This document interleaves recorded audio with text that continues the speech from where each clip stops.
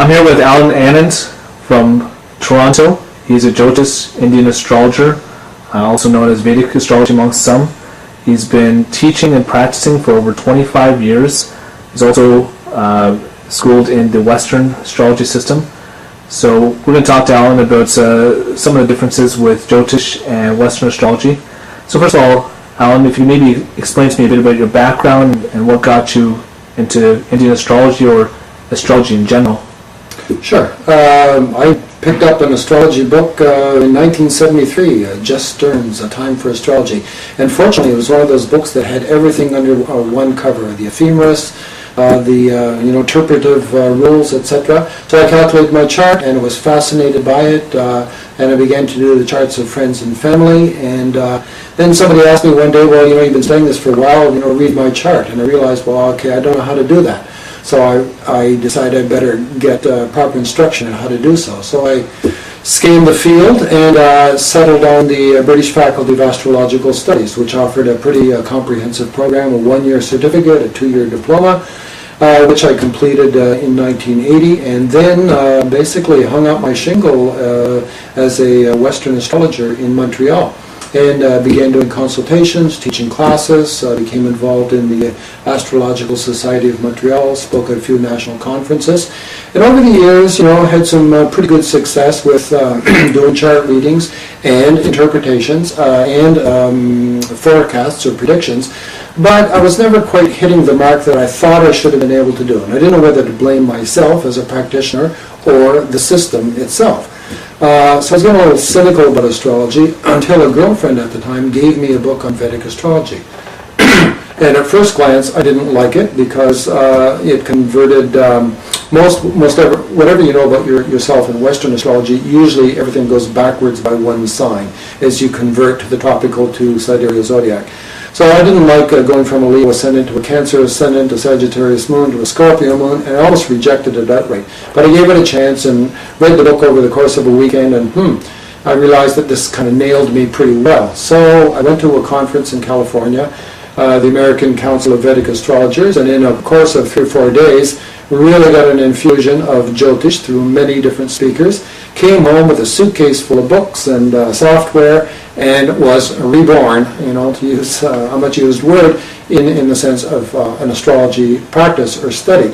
And so for a number of years, I basically did both Western astrology and Vedic astrology at the same time for every client that I saw. And again, the history kind of repeated itself. It seemed like I didn't really know how to do it in terms of Vedic astrology, so I reached out and found a good teacher, Hart Defoe, and embarked upon a course of studies with him in Vedic astrology, and that raised my level of knowledge and my capability a great deal, such that now I'm sort of firing on at least 5 out of 6 cylinders for the most part. And here we are today, practicing Jyotish only. I've left Western astrology behind. I haven't used it now in 10 years. Okay. Now, one of the things that you mentioned is that hurdle where people have an attachment to their sun sign and moon sign, all the different aspects being in a certain alignment with the Western system, and then having to change that from the sidereal system. Do you have any advice for astrologers getting over that mental hurdle, that attachment to the way things are? Yeah, it's a kind of inflexibility. I mean, ironically, astrologers as a class of society consider themselves to be, Uranian and therefore revolutionaries and avant-garde and ever ready for the new and the different. And in fact, we're not, or they're not. We as human beings, I think, cling to what is old and familiar, and especially the ego attaches to things that it self-identifies with. And so it's pretty hard to let go of some of these things, cherished things that you think are instrumental in defining you in the Western chart. And sometimes that's another planet like Uranus, Neptune, or Pluto, which you jettison completely and don't even use in Vedic astrology. So there is a hurdle there. Okay. So what makes Jyotish so effective compared to Western astrology? Well, for one thing, it's very history. I mean, this is a science and an art that has been practiced part of an oral tradition and a spiritual and a sacred tradition that has been practiced for 5,000 years. So it's not an art of antiquity either. I mean, it's eminently applicable to every modern day situation. that we face as 21st century residents. There's nothing under the sun that Jyotish or Vedic astrology cannot address, whether that be psychological analysis, marital compatibility, career orientation, health analysis, predictions of any kind. And why is it so much more thorough than Western? Because a lot of Westerns claim, astrologers claim the same thing, to be able to handle all the different aspects. And what makes it Jyotish that much more thorough? Well, I've worked both sides of the fence, basically, and here's the thing. Western astrology, you essentially have one chart. You have the birth chart, and that's what you work with. Yes, you can progress it by various means. You can, examine it through the light of transits, but essentially you're working with the birth chart.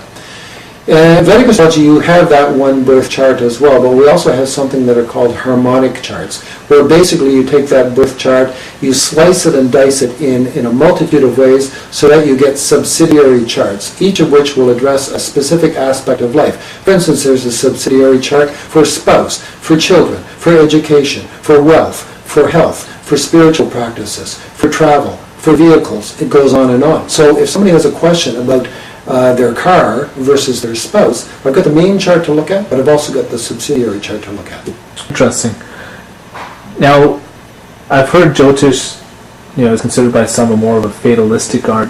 Is that true? I think that reputation arises from the fact that it seems deterministic, because many Vedic astrologers are able to say with accuracy that this, that, or the other thing will happen in the life. So it may seem to the individual, the client, that my life is predetermined, but actually it's the art or the science of Jyotish that the practitioner is able to read that chart with clarity and predict with greater accuracy what is going to happen to the person. Okay. Does that possibly, decrease or discourage free will to be able to exercise that, knowing, too much clarity what will happen ahead of time? No, not at all. I mean, there's a Tony Robbins school of thought in Western astrology, which is, the vein that most Western astrologers work, I think, which is that if you want something, you just got to work it harder and harder to try to get what you want. Vedic astrology may say, this is all an uphill struggle for you.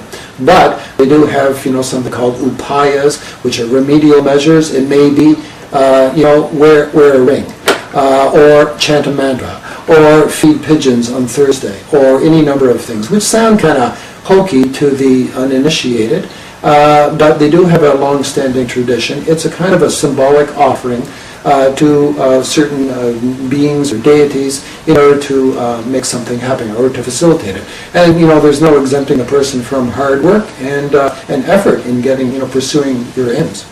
Okay. How long does it take to basically develop basic proficiency with Jyotish? Longer than Western astrology. I think, in some respects. When I studied Western astrology, I believe that after 5 years of serious study, I sort of knew it all. I mean, that was probably not true, but I felt that way, even in hindsight.